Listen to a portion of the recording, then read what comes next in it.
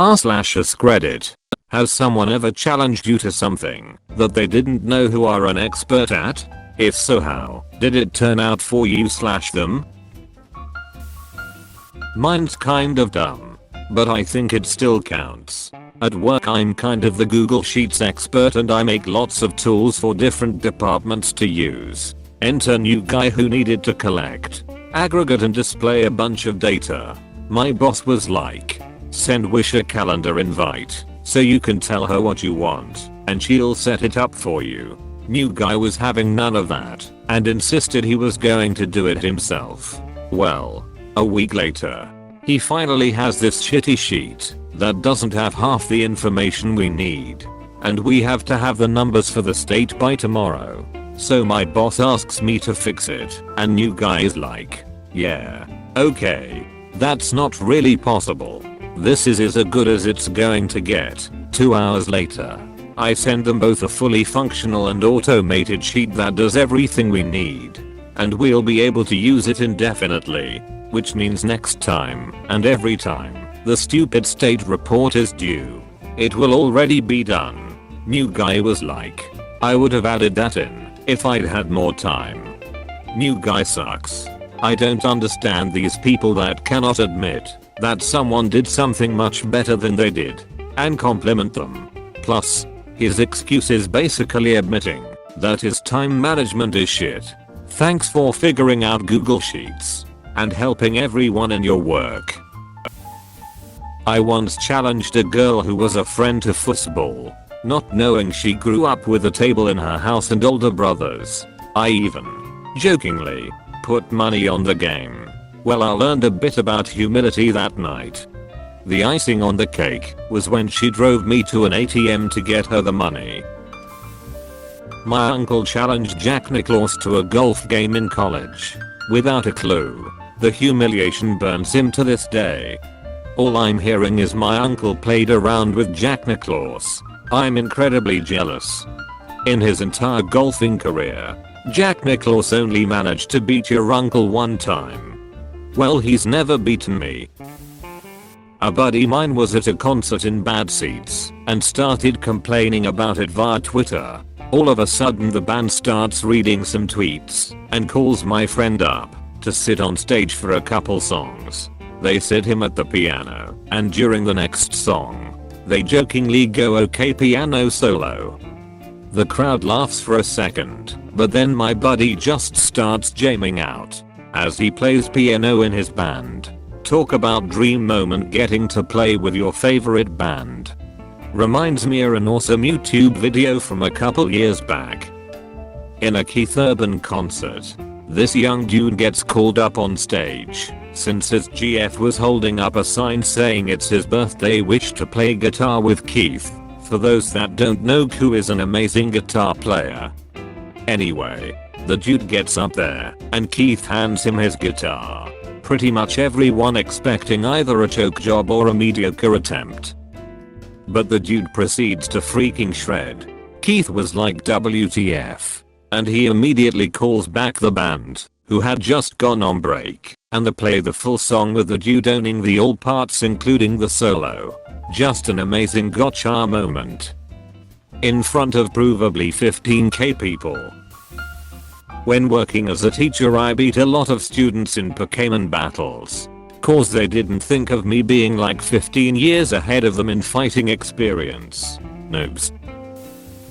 Not a physical challenge, but I sell building materials for a living. Think Home Depot, but for guys that build skyscrapers and stadiums. There has been many occasions where an old man with zero construction knowledge tries to lecture me on what I do for a living. My favorite, I'm going to get my lawyer to talk to you, because you clearly don't know what you're talking about. Cool. So you'll pay someone to call me, so I can read a contract provision off the screen. Which I'm doing for you for free right now. Whatever, dude. When it comes to my actual job, the biggest headache is architects that have no clue what they are putting in a spec. It's a weekly occurrence for me to explain to the customer that the architect has specified something incorrectly. The sad thing is that there are still times where the contractor doesn't send me the spec and ends up bidding with the wrong material, and they are the ones that pay for it. Their number is super low, so they win the job only to find out that the reason they were low is because they used the wrong material on their bid. Ooh, ouch. My husband used to work in insulation and he'd have people come back, well, this company said they'd only charge X. Either match their price or we will go with them. But the other price was for completely different recommendations and levels of work. Lower value fiberglass in the attic versus spray foam in the basement. For example, he's tell them to keep his number just in case, and had a lot of people come back after a year or two when they realized they got exactly what they paid for, not what they wanted. People need to ask questions. While I'd never claim I was an expert, I used to be pretty damn good at pool. My aunt and uncle had a pool table downstairs and my parents, for a variety of reasons, would go over regularly and spend all day there.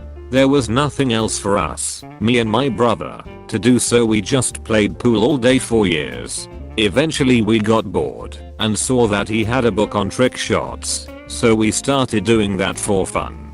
Never really mastered them, but they made for really good practice in understanding how to get the ball to do what you want. So anyway, for my buddy's 20th birthday he wanted to go to a pool hall and invited a ton of people.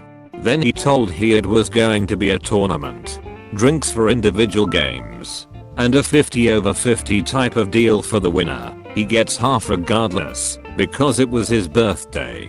Insisted I come, and I caved eventually. Get there. First game, they break, and that was the only shot they got. Rest of mine were pretty similar. At the end I just looked at him. Told you not to invite me. Found out after that a bunch of them had never even played pool before. Felt pretty bad, so I took the money and bought everyone drinks with it. I have similar stories. I don't consider myself a great pool player. I played league pool for about 10 years. Starting all the way out by dropping down to a 2 and bouncing up and down, getting better over time. But when you know people that can actually play well, you don't ever feel like you're really that great of a player. And then every once in a while somebody wants to challenge you at the table in a bar or wherever. And you suddenly remember that the majority of the population doesn't even know it's possible to control where the cue ball stops.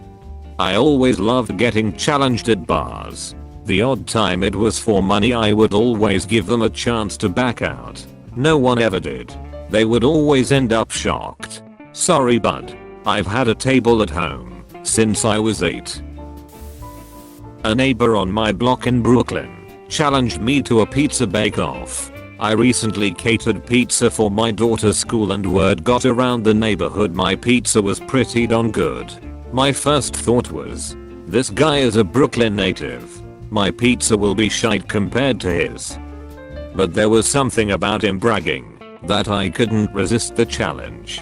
He talked up how pizza was in his blood, how his dad ran the pizza place around the corner years ago. I remained silent and let my skills answer for themselves.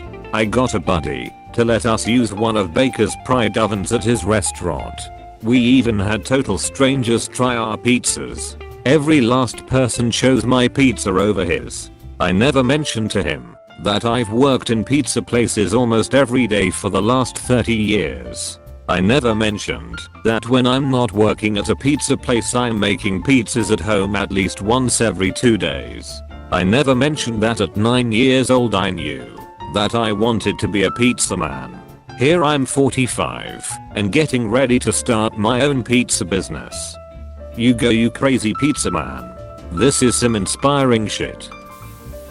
Someone at a bar bet me there were only 30 days in a particular month. $20 if I could prove them wrong right then. Pre-cell phone days. I was born on the 31st of that month.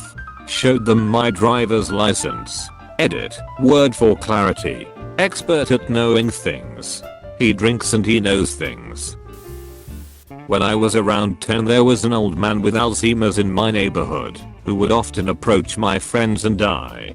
He would ask us questions that we obviously didn't know the answer to, such as what's the square root of 2?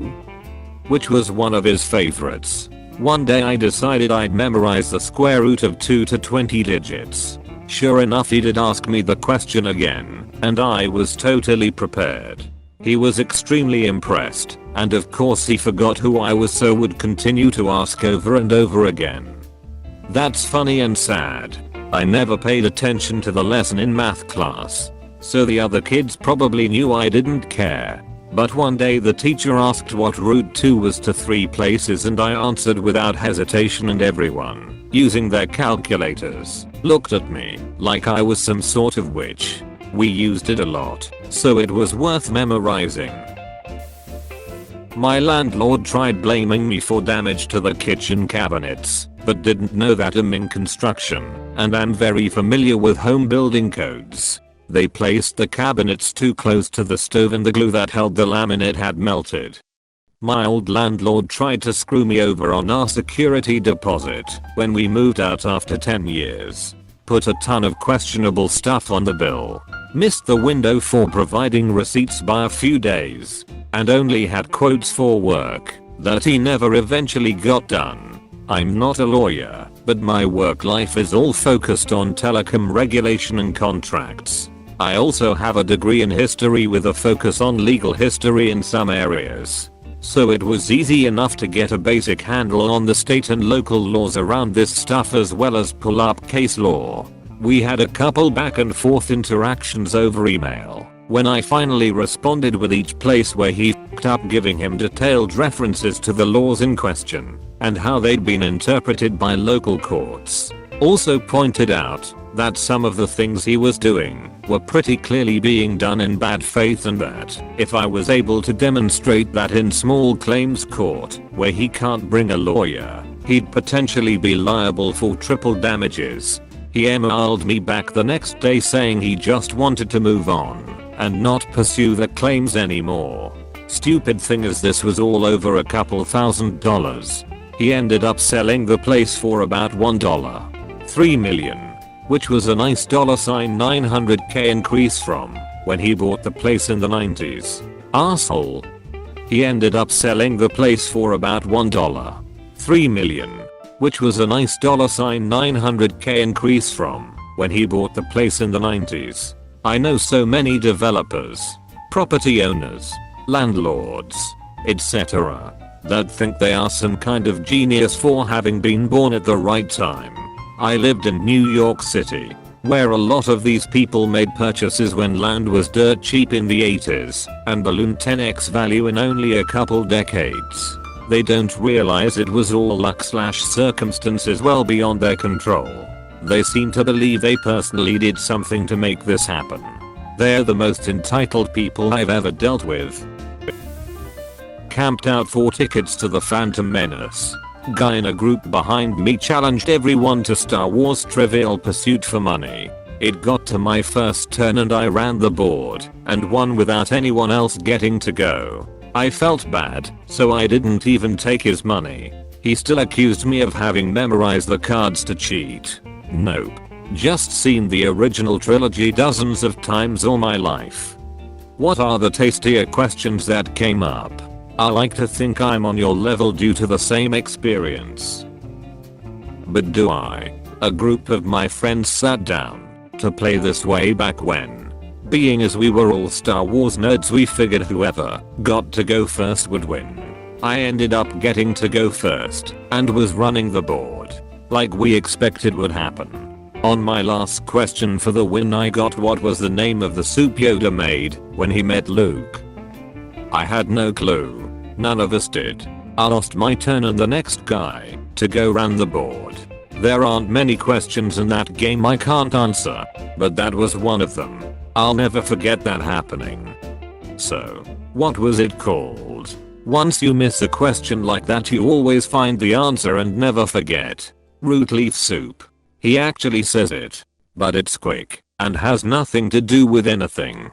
I wouldn't even classify it as easy to miss. It's that minor. I imagine no one over the age of 6 ever wondered what soup Yoda made. unless they were asked. I once went to a museum with my sister and her friend, who I hadn't met before. We got to the Greek art bit and her friend started telling me how she was super into Greek myth.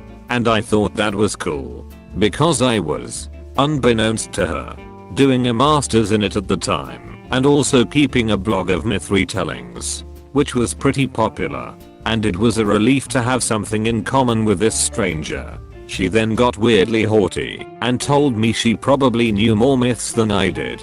So, being polite, I didn't challenge her on it and just asked her to tell me her favorite so that we could have a conversation about it. She proceeded to tell me the myth of Daedalus and the Minotaur.